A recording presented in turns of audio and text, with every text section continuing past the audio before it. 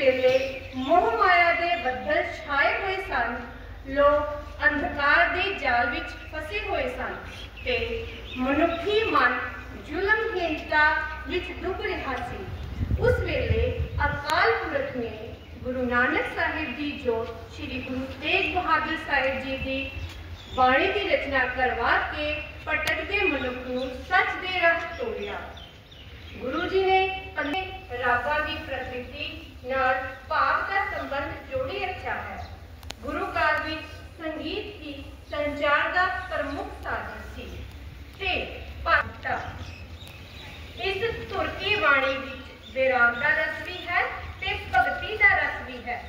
इन्हां दोवां भावनावां दीयां वख-वख स्थितियां अते प्रकृतियां बारे श्री गुरु जी ने प्रकाश पाया। यह बाणी मनुख नूं समझाउंदी है कि संसारक चक्कर मोह अते